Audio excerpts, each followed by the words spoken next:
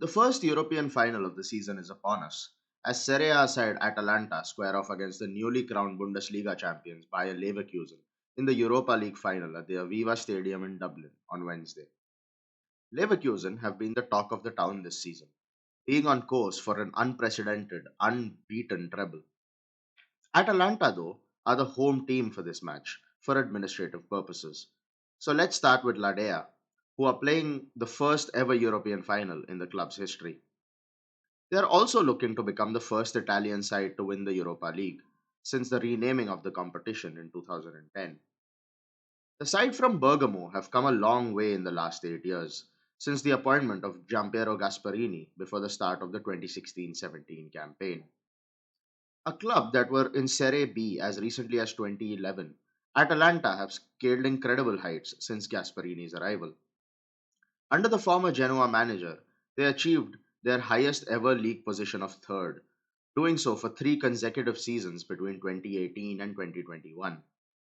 They thereby also made it to the group stages of the Champions League for the first time in their history, making it all the way to the quarterfinals in 2020. Along with getting results on the pitch, Gasparini has also done a fantastic job in integrating players from the club's youth academy into the first team. At the start of this season, Atalanta became only the second Italian club after Juventus to have their reserve team playing competitive football in the country's lower leagues. Over the past few years, they have made millions in profits by developing and selling players like Alessandro Bastoni, Brian Cristante, Gianluca Mancini, Frank Kessié, Rasmus Højlund, and Amad Diallo, among others. This season, they are currently in fifth place in Serie A with two games left to play.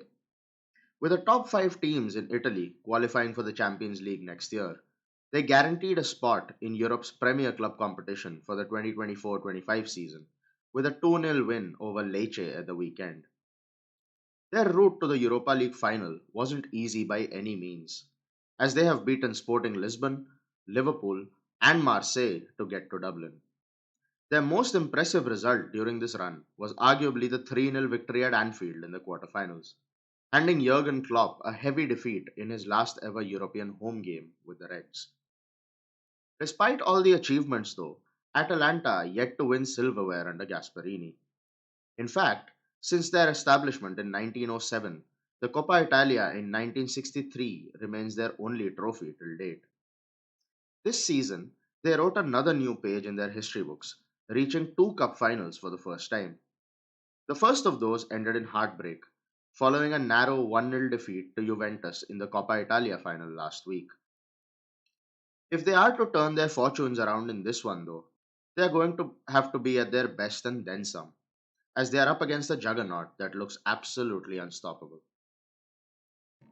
Atalanta's transformation over the last 8 years has been remarkable, but it seems paltry compared to what's been going on at Leverkusen. When Xavi Alonso was appointed as the manager in October 2022, the German club was second from bottom in the Bundesliga table.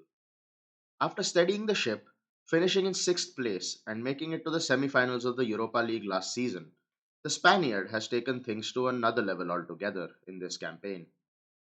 Leverkusen come into the final on the back of a 51 match unbeaten streak across all competitions.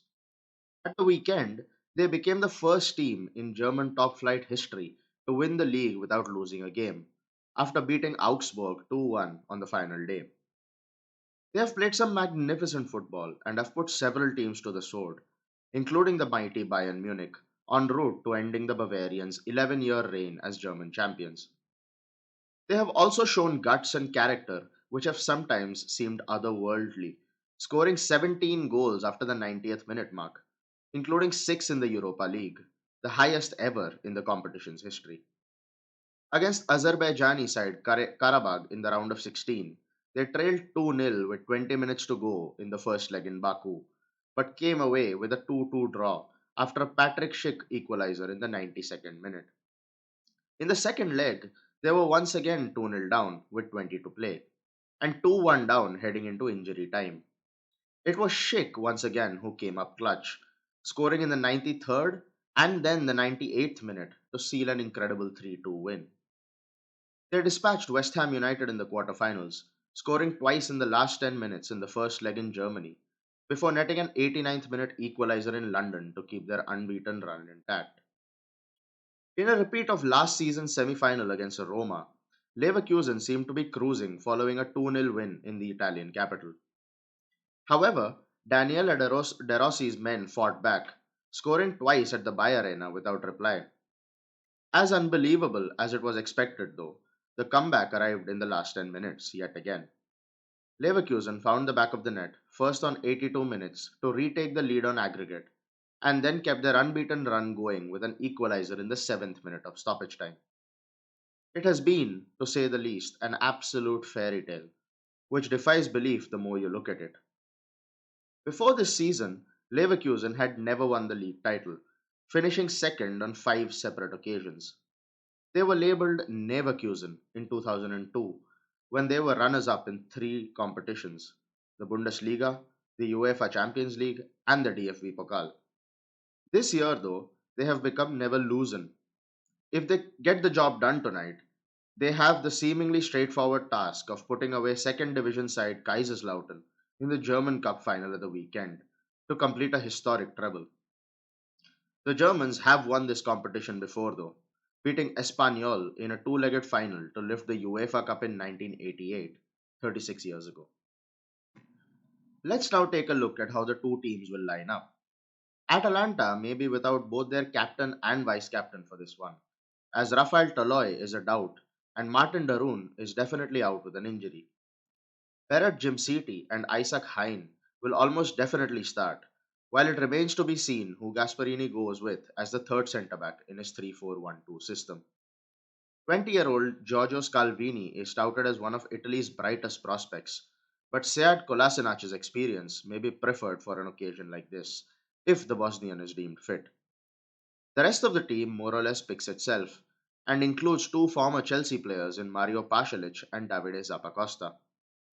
Speaking of the front three, Gianluca Scamacca is Atalanta's top scorer this season, with 18 goals in all competitions and 6 in the Europa League. The former Sassuolo and West Ham striker is playing some of his best football and will look to have an impact. Dutchman Toyn Koopmeiners has 15 goals in this campaign, but is yet to net in Europe. There won't be a better time and a place for him to do so than on Wednesday night in Dublin.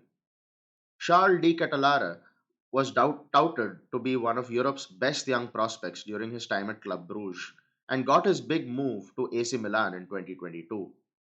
He had an absolutely horrifying season at the San Siro, failing to score a single goal across 40 appearances in all competitions.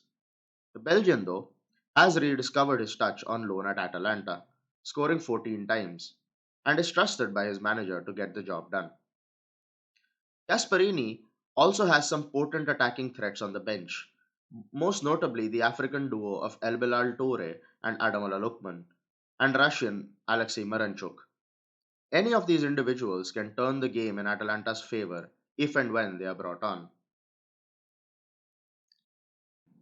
On the other side, Leverkusen have no injury or suspension concerns going into this one, and will line up in their customary 3-4-2-1 formation. Alonso has a lot of options to tinker with, especially in the forward areas. Victor Boniface, a summer signing from Belgian side Union Saint-Gilloise last summer, is the club's top scorer with 21 in all competitions. Patrick Schick, with 5 goals in the Europa League, including the late dramatic ones we talked about earlier, will also be in contention. Leverkusen's best player, Florian Wirtz, is said to be a bona fide superstar in the not too distant future. And with 18 goals and 20 assists to his name this season, the German will want to put in another match winning performance. Leverkusen's wingbacks are two of their major attacking threats. Alejandro Grimaldo, signed on a free from Benfica last summer, has 12 goals and 19 assists in all competitions so far. On the right hand side, Jeremy Frimpong has equally impressive numbers, with 14 goals and 12 assists. Both Atalanta and Leverkusen are teams that like to press the opposition, win the ball back in dangerous areas, and flood the box with a real sense of urgency once in possession. From a neutral point of view, here's hoping for an equally matched, high scoring, and highly entertaining game of football. Whether it's the Italians or the Germans that come out on top in the Irish capital, History will be created either way.